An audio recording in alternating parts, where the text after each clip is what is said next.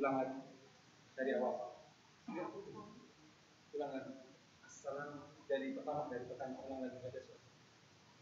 Fadilatul Mukarramah Ra'isatul Madrasah.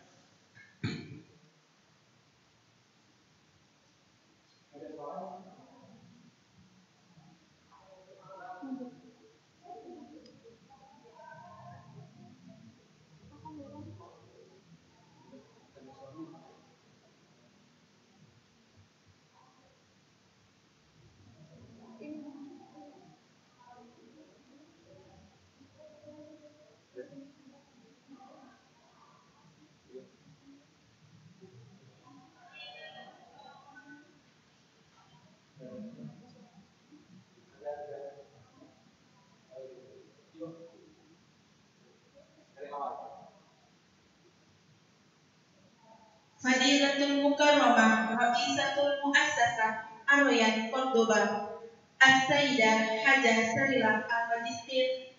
Fadilatul Mukarram Ra'isul Idarah Yaumiyah lil Muassasah Cordoba As-Sayyid Haji Ahmad Sugito Al-Majistir. Fadilatul Mukarram Ra'isul Madrasah As-Sanawiyah Cordoba As-Salim Al-Ustad Irfan Komarudin Hakiki Al-Majistir. Fadilatul Mukarramah Ra'isatul Madrasah Al-Ibtidaiyah Cordoba As-Salim Al-Ustadzah Erna Eni Al-Majistir. Wa jami'ul mustami'un al-kiram, uhayyikum tahiyatan islamiyatan jamilatan wa khairu tahiyatin fil alamin. Bismillahirrahmanirrahim. Assalamualaikum warahmatullahi wabarakatuh. Innal hamdalillah nahmaduhu wa nasta'inuhu wa nastaghfiruh wa na'udzu billahi min shururi anfusina wa min sayyiati a'malina may yahdihillahu fala mudilla lahu wa may yudlilhu fala hadiya lahu. Asyhadu an la ilaha illallah wa asyhadu anna Muhammadan 'abduhu wa rasuluh. Allahumma shalli ala sayyidina Muhammad wa ala ali sayyidina Muhammad. Amma ba'du. Ayyuhal mustami'un al-kiram, kunna huna bi ra'isil jalsah sa'aqra'u lakunna at-tartibul barnamij. Hadirin yang berbahagia, izinkan kami sebagai pembawa acara untuk membacakan susunan acara pada sore hari ini. Untuk acara yang pertama adalah pembukaan, acara yang kedua pembacaan ayat suci Al-Quran, acara yang ketiga adalah acara inti berkisah bersama Al-Ustaz Muhammad Mukhlis MAG, dan acara yang keempat adalah penutup. Tayyib, nahtu ila al-barnamijil awal, hayya nantah baramijana bi qiraatil basmalah. Bismillahirrahmanirrahim. Ayyuhal mustami'un al-kiram, nahnu ila barnamij tsani, yani qiraatil Qur'anil Karim, yaqumu bi qiraatiha al-Ustaz Ahmad Ghazali Kamil Al-Hafiz, falyatafaddal alaihi mashkuran.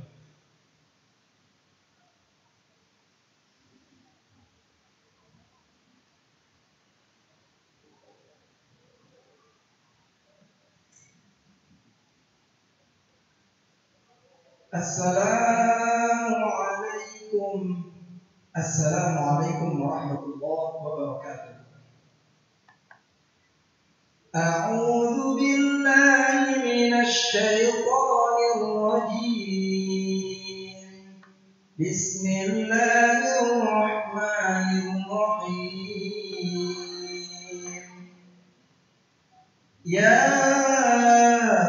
ayyuhalladzina amanu ittaqullaha wal tanzur nafsum ma qaddamat lighad wattaqullaha innallaha khabirun bima ta'malun.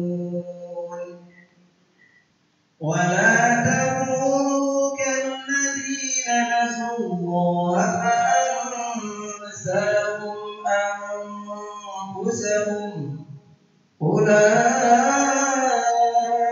هم الفاسقون لا يستوي أصحاب النار وأصحاب الجنة أصحاب الجنة هم الفائزون لو أنزلنا هذا القرآن على جبل لرأيته خاشعا متصدعا من خشية الله وتلك الأمثال نضربها للناس لعلهم يتفكرون هو الله الذي لا إله إلا هو عالم الغيب والشهادة هو الرحمن الرحيم هو الله الذي لا إله إلا هو الملك القدوس السلام المؤمن المهيمن العزيز الجبار المتكبر سبحان الله عما يشركون هو الله الخالق البارئ المصور له الأسماء الحسنى يسبح له ما في السماوات والأرض وهو العزيز الحكيم صدق الله العظيم والسلام عليكم ورحمة الله وبركاته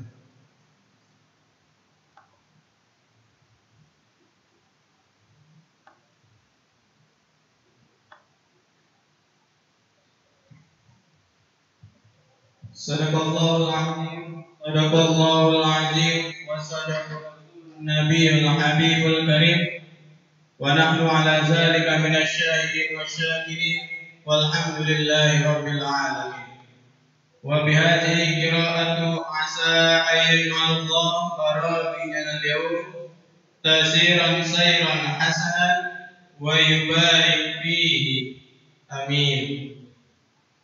Ayuhal mustami'un al-kiram wal an nahtu ila barnamij tsalits wa huwa tahiyatul qissah min al-muqim al-ustaz Muhammad Mukhlis al-Majistir falyatafaddal alaihi mashkura.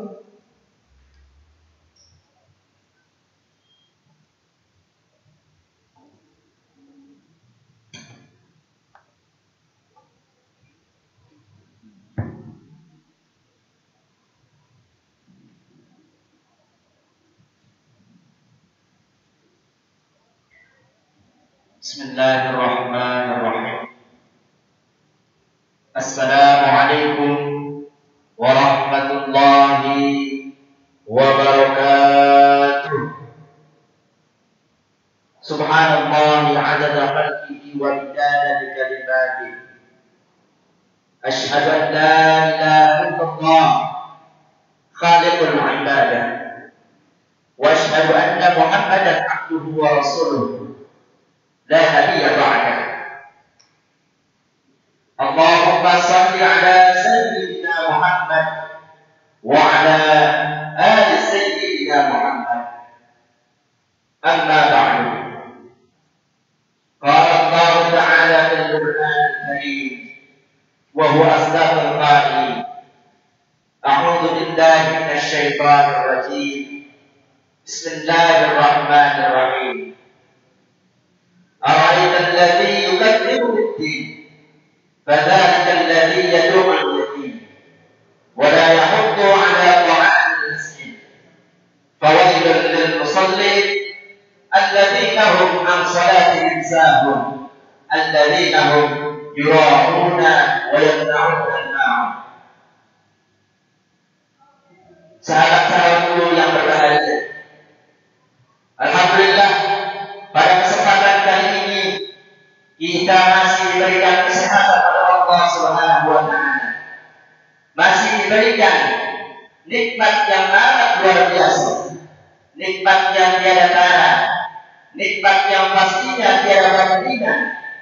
Dialah nikmat yang Allah berikan, yang Allah anugerahkan kepada kita semua. Hingga akhirnya kita bisa merasakan bagaimana keindahan hidup di dunia ini. Salawat beriring salam semoga selalu tercurahkan kepada baginda besar kita Muhammad sallallahu alaihi wasallam. Beliaulah halutan kita, contoh suri tauladan yang tidak ada duanya. Tidak ada contoh yang terbaik selain dia, baginda Nabi besar kita Muhammad sallallahu alaihi wasallam. Hari ini kita merasakan bagaimana keindahan hidup dengan contoh-contoh yang beliau gambarkan dalam kehidupannya. Sahabat-sahabatku sekalian, ikhwani aqidah.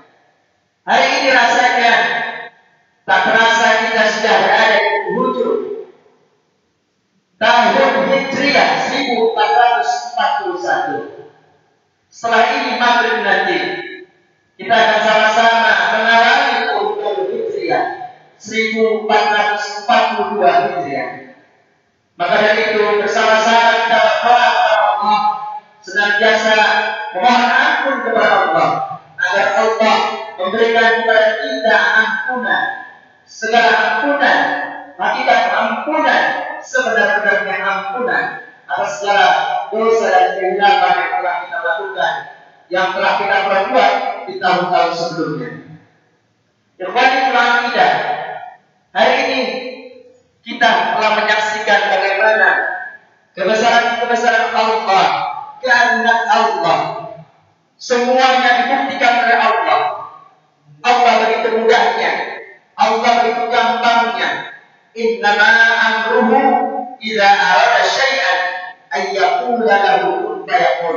Bagi Allah hanya cukup berkata kun fayakun, maka semuanya akan terjadi. Sahabat-sahabatku sekalian, ikhwan fil aqidah. Maka dari itu, mari kita renungi sama-sama. Di akhir tahun ini, di penghujung tahun ini, kita coba memikirkan apa yang telah kita perbuat satu tahun yang lalu. Apakah banyak perbuatan-perbuatan yang mencirikan amal-amal saleh kita? Apa sebaliknya? Begitu sebaliknya, mungkin banyak amalan-amalan atau dosa-dosa yang kita perbuat. Maka dari itu, mari kita evaluasi, kita koreksi diri kita untuk senantiasa terus meningkatkan ketakwaan kita kepada Allah Subhanahu wa taala. Sahabat-sahabatku fil aqidah, sama-sama kita coba kembali memberikan sebuah evaluasi diri yang mana evaluasi tersebut menggambarkan sekian lamanya selama seumur hidup kita banyak melakukan hal-hal yang mungkin Allah tidak ridhoi. Maka dari itu, mari kita sama-sama beristighfar kepada Allah. Astagfirullahaladzim, astagfirullahaladzim, astagfirullahaladzim. Semoga Allah mengampuni dosa-dosa kita yang telah lalu. Hari ini, kesempatan kali ini, kita sama-sama akan mempelajari hikmah pelajaran yang luar biasa. Hikmah yang mungkin pernah kita dengar, yang pernah kita pelajari, kita ulang-ulang kembali agar senantiasa tertanam di dalam hati kita bahwasanya kita adalah milik Allah Subhanahu wa taala. Ikhwani fil aqidah, begitu banyak contoh-contoh yang Nabi gambarkan. Bagaimana perjuangan beliau ketika beliau mempertahankan akidahnya di tengah bangsanya sendiri yang saat itu mungkin kita tahu bahwasanya mereka menyembah selain Allah Subhanahu wa taala. Berhala mereka sembah, patung-patung mereka sembah. Akidah kita telah musnah. Maka Allah utus Nabi kita Muhammad sallallahu alaihi wasallam. Tahun baru Hijrah ini adalah tahun di mana tahun yang memang dijadikan patokan bagi umat Islam yang mana dasarnya adalah hijrahnya Nabi kita Muhammad SAW dari Mekah ke kota Madinah, yang dahulu namanya adalah Yatsrib. Nabi Muhammad SAW mempertahankan, memperjuangkan Islam dari hatinya yang terdalam, kesungguhannya, mujahadahnya untuk pendidikan kalimat Allah Subhanahu wa taala. La ilaha illallah wa Muhammadur Rasulullah. Ingat perjuangan beliau ini tidak hanya 1 menit, 2 menit, 3 menit, tapi Allah lakukan, Allah berikan kesempatan Nabi kita untuk berdakwah bertahun-tahun lamanya. Maka dari itu sahabat-sahabatku, mari kita tadabburi, mari kita sama-sama ambil hikmah pelajaran yang ada terdapat dalam sirah nabawiyah yang telah dilakukan Nabi kita Muhammad SAW. Hijriyah, kalimat hijriyah ini berasal dari kalimat atau kata hijrah. Hijrah artinya berpindah. Ini singkat cerita, kenapa tahun Islam ini dinamakan tahun Hijriyah. Ingat ketika masa pemimpinan Nabi selama 13 tahun lamanya, lalu disusul oleh Abu Bakar As-Siddiq, selama 2 tahun, lalu dilanjutkan oleh Umar bin Khattab selama 5 tahun. Pada saat itu ada salah satu gubernur Islam datang kepada Umar bin Khattab menyampaikan sesuatu melalui sebuah surat. Lalu setelah diterima suratnya, lalu dia datang menghadap kepada Umar bin Khattab. Wahai Amirul Mukminin, mengapa engkau tidak membaca suratku dengan benar? Engkau harus pahami bahwasanya aku sedikit memberikan gambaran bahwasanya umat Islam butuh namanya kalender yang mana itu dijadikan patokan bagi umat Islam. Lalu gubernur ini atas nama Abu Musa Al-Asy'ari ini mengatakan kita perlu penanggalan yang khusus bagi umat Islam. Lalu Umar berkata, baiklah, bila ini baik untuk umat Islam, maka kita sama-sama musyawarahkan dengan baik. Akhirnya Umar bin Khattab memanggil para sahabat, berkumpullah para sahabat untuk bermusyawarah. Apa yang dilakukan musyawarah itu?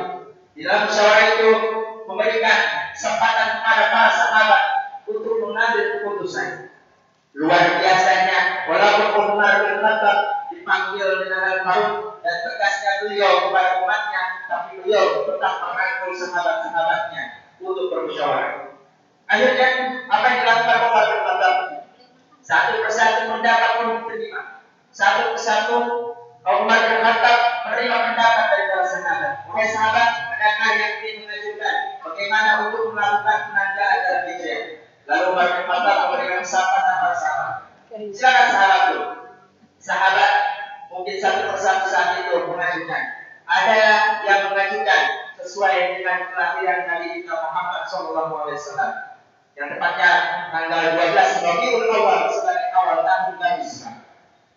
Saat itu banyak yang merasakan tidak setuju dengan apa yang diajukan, karena ketika Nabi Muhammad lahir selama 40 tahun masih banyak namanya perbuatan dosa dan maksiat.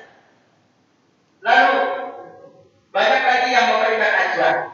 Mengajukan yang kedua, yaitu ketika Nabi Muhammad SAW yaitu wafat.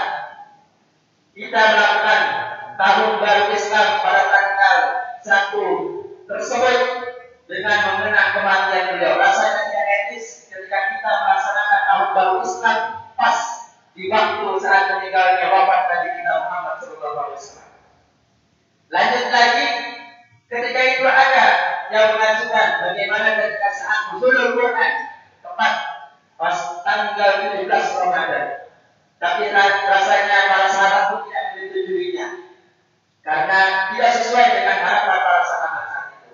Yang terakhir, lalu ada sebagian ikhtilaf mengatakan bahwasanya Ali bin Abi Thalib mengajukan kepada Umar bin Khattab, wahai Amirul Mukminin, bagaimana kita mengambil penanggalan 1 tahun atau tanggal 1 bulan Hijriah, yaitu saat Nabi Muhammad SAW melaksanakan hijrah dari kota Mekah ke kota Madinah. Akhirnya mufakat para sahabat memberikan jawaban, inilah yang tepat, karena saat itu hijrah menandakan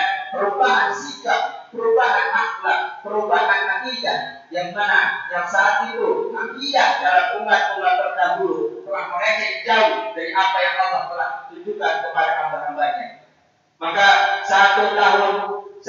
pada tanggal 1 tersebut Allah tentukan melalui para sahabat dimusyawarahkan, maka terbentuklah tahun Hijriah sesuai dengan hijrahnya Nabi. Tapi mengapa saat itu tidak ditanggalkan ketika hijrah Nabi? Karena saat itu hijrah Nabi bukan pas tanggal 1 Muharram. Maka kembali lagi para sahabat bermusyawarah. Apa yang dimusyawarahkan oleh para sahabat? Sahabat bermusyawarah bagaimana setelah pulang haji, tepatnya 1 Muharram. Maka penanggalan tahun baru Islam dimulai pada 1 Muharram. Sahabat-sahabat mu'min akidah, inilah penanggalan pertama dalam tahun baru Islam, tepatnya 1 Muharram setelah pulang haji. Bahwasanya manusia telah berpindah akalnya, berpindah sikapnya, berpindah terus menuju hal yang baik sesuai dengan apa yang Allah tuliskan dalam Al-Quran. Singkat cerita, dimulailah 1 Hijriah tepat awal ketika Nabi Muhammad SAW hijrah dari kota Mekah, kota Madinah. Hadirin, para sahabatku sekalian, mudah-mudahan kita bisa mengambil ibrah. Umar saja masih bisa mengambil itikat yang baik dengan bermusyawarah dengan para sahabatnya. Maka dari itu, sahabat-sahabatku, kita sebagai umatnya bisa mengambil contoh dari Umar bin Khattab. Dengan cara bermusyawarah kita akan menemukan hal-hal yang baik. Singkat cerita, anak-anak sekalian, ini adalah cerita yang akan kami gambarkan bagaimana perjuangan Nabi Muhammad SAW. Tidak hanya yang memperjuangkan para sahabat, tapi Allah pun menceritakan begitu indah dalam Al-Quran. Siapa dia? Dia adalah makhluk Allah yang Allah ciptakan. Mungkin bagi kita tidak ada artinya di hadapan kita semua. Dia tertulis indah dalam surat-surat Al-Quran, yakni surat Al-Ankabut. Al-Ankabut artinya, ya betul, Al-Ankabut adalah laba-laba. Inilah cerita bagaimana Nabi SAW hijrah pertama kali. Nabi Muhammad SAW hijrah dari kota Mekah ke kota Madinah setelah merupakan kaum kafir Quraisy ingin membunuh Nabi kita Muhammad SAW. Bagaimana tidak, Nabi kita ingin dibunuh oleh kaumnya sendiri saat itu. Maka dengan izin Allah, dengan pendengaran Allah melalui wasiat Jibril, akhirnya kesempatan Nabi Muhammad SAW untuk menghindari dari pembunuhan tersebut. Pada malam hari, Nabi Muhammad pergi ke rumah Abu Bakar, lalu berjalan menuju gua yang namanya Gua Tur. Di rumahnya digantikan oleh Ali bin Abi Thalib alaihissalam, digantikan oleh Ali bin Abi Thalib karramallahu wajhah, yang saat itu masih dalam umur yang remaja saat itu, digantikan oleh Ali bin Abi Thalib. Dia tidur di atas pembaringan Nabi Muhammad, di atas kasurnya Nabi Muhammad. Ketika itu para kaum kafir Quraisy datang. Untuk apa? Untuk membunuh Nabi Muhammad SAW. Ketika datang untuk membunuh, didobraklah pintunya. Apa yang terjadi? Yang hanya ditemukan hanyalah Ali bin Abi Thalib. Mereka bertanya, kemana Nabi Muhammad? Kemana Muhammad saat itu? Mereka bertanya-tanya atas izin Allah. Mereka ditutup mata mereka. Ini tertulis dalam surat Yasin. Wa ja'alna min baini aydihim sadda wa min khalfihim sadda fa'aghshaynahum fa hum la yubsirun. Mereka tidak melihat. Tertulis tidak dalam Al-Quran bagaimana Allah menutupi mata mereka. Allah tutup hati mereka, mata mereka, pikiran mereka saat Nabi keluar dari rumah. Pada jelas-jelas mereka menunggu lama di sana. Tapi Allah begitu dengan indahnya menulis dengan skenario yang hebat.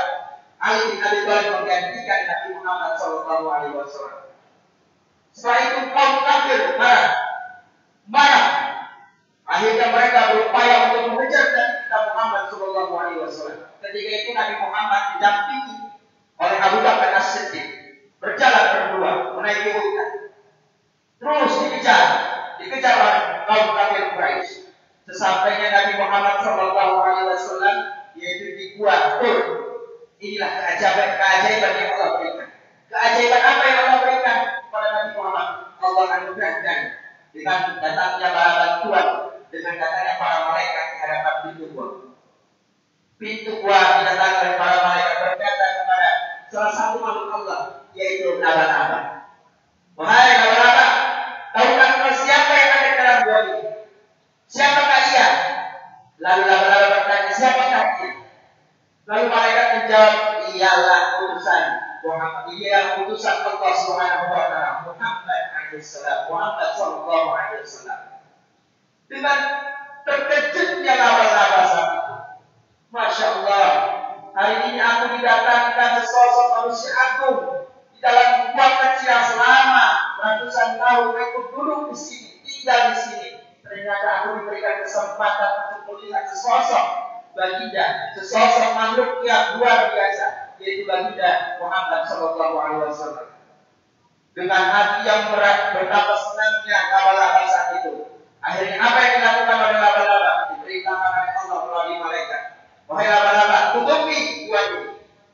Tutupi gua ini dengan sutramu. Ditutupilah, maka diukurlah oleh laba-laba secara perlahan. Dia membuat garis dari ujung ke ujung. Lalu dia ukir, lalu dia angkat satu persatu yang namanya sutra atau benangnya. Secara perlahan dia ukir. Dia adem dengan baik benang tersebut hingga menutupi yang namanya buah tersebut. Barakallah, ternyata apa yang terjadi setelah tertutup? Datanglah para kafir Quraisy, datang di hadapan buah. Begitu dekatnya di hadapan Nabi Muhammad SAW. Seraya ketika itu Abu Bakar As-Siddiq sambil menangis, wahai Rasul, bagaimana keadaan kita bila mana diketahui oleh kafir Quraisy? Apa yang akan kita lakukan? Pastinya kita akan mati. Pastinya kita akan dibunuh oleh mereka.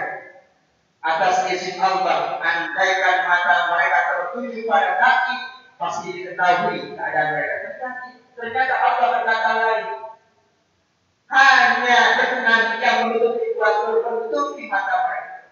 Mereka menganggap tidak mungkin ini benang yang baru saja dibuat oleh laba-laba. Tidak mungkin ada manusia yang masuk di dalam. Tidak mungkin ada manusia yang menggoyang benang tersebut, jari laba-laba tersebut. Tidak mungkin manusia akan menghancurkan jari laba-laba tersebut. Secara akal logika menolak. Itulah bantuan yang Allah berikan kepada Nabi Muhammad, kepada kekasihnya Nabi Muhammad SAW. Akhirnya apa yang terjadi? Kaum kafir Quraisy meninggalkan Buatur. Kaum kafir Quraisy meninggalkan begitu saja, tanpa ada pikiran yang lain untuk mencari tempat yang lain. Dengan izin Allah saat itu, Masya Allah, akhirnya kaum kafir Quraisy meninggalkan Buatur. 3 hari Nabi Muhammad SAW berada di dalam Buatur. 3 hari terus berdoa kepada Allah, semoga Allah memberikan keselamatan kepadanya. Akhirnya selama 3 hari Rasulullah SAW bersama Abu Bakar As-Siddiq pergi menuju kota Madinah. Luar biasanya, saat perjalanan ketika itu Nabi Muhammad SAW diikuti oleh salah satu kaum kafir Quraisy yang namanya Suraqah bin Malik dengan mengendarai kuda.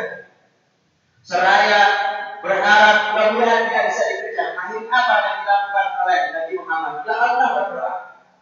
Ya Allah, aku berdoa kepadamu atas segala kebaikan-kebaikan yang Kau berikan kepada kami. Lindungilah kami. Apa yang terjadi? Suraqah bin Malik naik di atas kuda. Ternyata apa yang terjadi? Kaki kuda yang di depannya terpelanting jatuh. Apa yang terjadi saat itu? Dia tidak bisa berdiri. Dia tidak mampu untuk bangkit kembali. Inilah yang terjadi pada Suraqah bin Malik. Akhirnya Rasulullah SAW menuliskan surat kepada Suraqah bin Malik. Dituliskan surat kepada Suraqah bin Malik, lalu dibaca oleh Suraqah bin Malik. Cukuplah sampai di sini. Surat itu dipegang oleh Suraqah bin Malik. Ternyata apa yang terjadi saat Haji Wada, Suraqah bin Malik menunjukkan surat itu kepada Nabi Muhammad dan menyatakan syahadatnya, asyhadu an la ilaha illallah wa asyhadu anna Muhammadan abduhu wa rasuluh. Inilah perjuangan Nabi Muhammad SAW saat melakukan hijrah dari kota Mekah ke kota Madinah. Sampainya di kota Madinah, Nabi Muhammad Shallallahu Alaihi Wasallam disambut gembira, disambut oleh penduduk Madinah yang saat itu sudah menunggu kedatangan Nabi kita Muhammad Shallallahu Alaihi Wasallam. Apa yang pertama kali dikumandangkan di kota Madinah saat kedatangan Nabi Muhammad Shallallahu Alaihi Wasallam? Kita pasti hafal dengan selawatannya.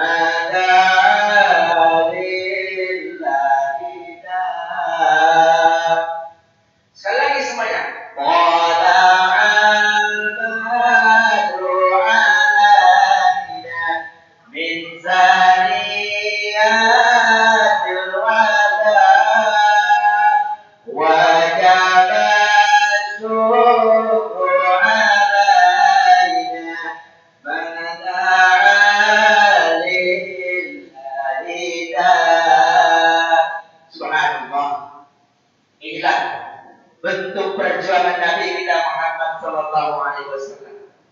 Beliau berani untuk menjaga keimanan, untuk menjaga kalimat la ilaha illallah, untuk menegakkan panji-panji Allah, seraya berharap Islam akan menyebar di muka bumi. 13 tahun Nabi Muhammad Shallallahu Alaihi Wasallam berdakwah.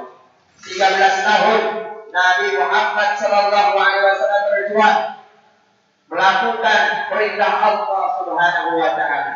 Untuk apa? Untuk sama-sama melakukan yang namanya perintah Allah Subhanahu Wa Taala. Baik, anak-anakku sekalian, para sahabatku, ikhwan fil akidah, begitulah perjuangan Nabi Muhammad Shallallahu Alaihi Wasallam. Patut kita contoh, patut kita ambil ibrah atas apa yang Nabi kita Muhammad Shallallahu Alaihi Wasallam lakukan. Kita sebagai generasi muda saat ini harus tetap semangat, harus tetap berjuang, jangan pernah takut dengan keadaan, jangan pernah pantang menyerah. Bila mana hari ini gagal, ayo kita sama-sama untuk terus berjuang, lebih semangat lagi untuk sama-sama mendapatkan ridha Allah Subhanahu Wa Taala. Baik, anak-anakku sekalian, sahabat-sahabatku berartian, inilah bentuk kita, keseriusan kita untuk senantiasa beribadah kepada Allah. Karena cara yang paling luar biasa yang akan menyambungkan diri kita dengan Allah, yaitu dengan ketakwaan kita kepada Allah Subhanahu Wa Taala. Begitulah yang dilakukan para sahabat, begitulah yang dilakukan oleh makhluk Allah laba-laba yang tertulis indah dalam Al-Quran. Maka dari itu anak-anakku sekalian, sahabat-sahabatku semua, tetap semangat dan jaga keimanan dan akidah kita. Semoga Allah melimpahi rahmat kepada kita semua. Kita dijaga oleh Allah Subhanahu Wa Taala. Di akhir dari cerita ataupun hikmah yang kita dengarkan saat ini, mudah-mudahan kita terus sama-sama mengambil ibrah-ibrah yang lainnya dari perjalanan Nabi kita Muhammad Shallallahu Alaihi Wasallam. Terus kita mengambil hikmah dari perjalanan Nabi kita Muhammad Shallallahu Alaihi Wasallam. Baik, kami dari semua atau segenap Dewan Guru dan pendidik SIT Cordoba 3 terus memberikan himbauan tetap semangat dalam belajar, tetap semangat untuk menggali potensi dan ilmu pengetahuan. Dan dari itu semua di akhir ini mengajak sama-sama semuanya yang menonton hari ini untuk kita jalan kebaikan, yaitu kita sama-sama menyantuni anak yatim di awal Muharram ini.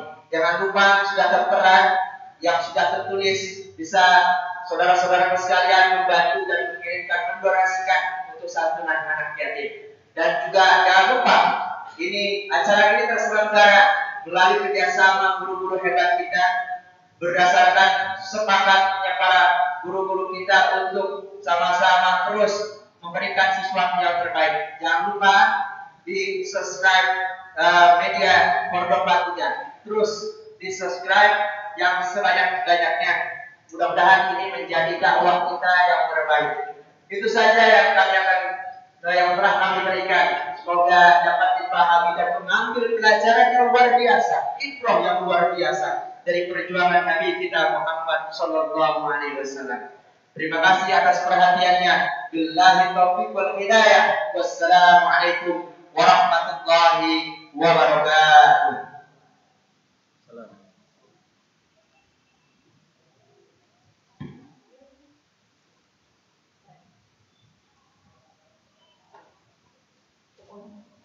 Waalaikumsalam. Tayyib, nashkuru syukran katsiran ila al-Ustaz Muhammad Mukhwiz al-Majistir asa an yanfa'ana ulumu wal hikmata allati wiji'at fi hadzal masa.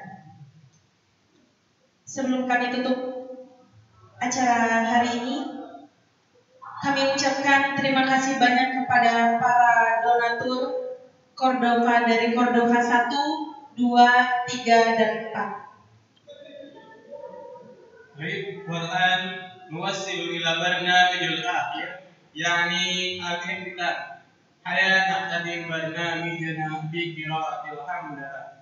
Alhamdulillahirabbil alamin. Wassalamualaikum warahmatullahi wabarakatuh.